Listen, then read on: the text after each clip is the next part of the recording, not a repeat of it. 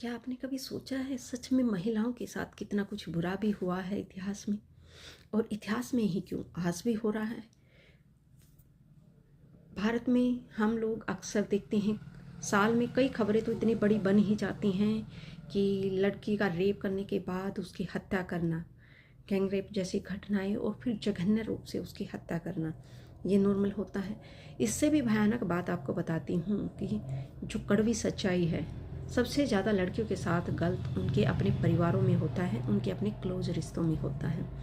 रही बात इतिहास से ही, आप कभी भी देख लीजिए 18th सेंचुरी में, मिड 19th सेंचुरी तक जो मैरिज में एज ऑफ कंसेंट पता है कितनी थी, कि रिलेशन बनाने की, जो संबंध बनाने की सहमति की एज 10 साल थी। फिर उसे 12 साल किया गया। आप सोचिए 10 साल 12 साल की लड़की के साथ, इवन उस टाइम पर लड़कियों को मिड एज के आदमी के साथ, कई बार तो 60 70 80 साल की उम्र के बुजुर्ग के साथ भी लड़कियों की शादी कर दी जाती थी। क्या बीतती होगी उनके ऊपर, सोचा जा सकता है। कई बार ऐसी ऐसी चीज़ें जब पढ़ती हूँ ना, सच में रुआ खड़ा हो जाता है ये सोच के कि हम लोगों ने कितना अन्याय सहा है। लेकिन कहीं ना कहीं उस अन्याय को बढ़ाने में भी औरतों का ही हाथ रहा है। औरतें इस चीज़ को एक्सेप्ट क्यों नहीं करती, मुझे यही बात समझ में नहीं आती। क्यों नहीं वे खुल के इस चीज़ पे आती कि हाँ, हमने गलती की है, कम से कम एटलीस्ट अब तो हम इतनी मजबूत हो जाएं कि एक दूसरे की पीड़ा समझें।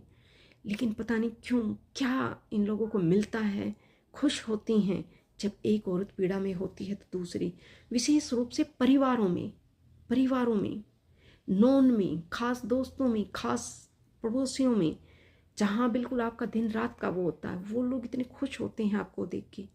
सच्ची बताऊँ, ये सच्चाई है जीवन की। आपको जीवन में बाई चांस एक दो ही आदमी ऐसे मिलेंगे जो आपके दुख तकलीफ में दुख महसूस करेंगे, वरना लोग सच्चे एंटरटेन करते हैं। समझ जाइए, महिलाओं से मेरी रिक्वेस्ट है, एक दूसरे की पीड़ा को समझ जाइए।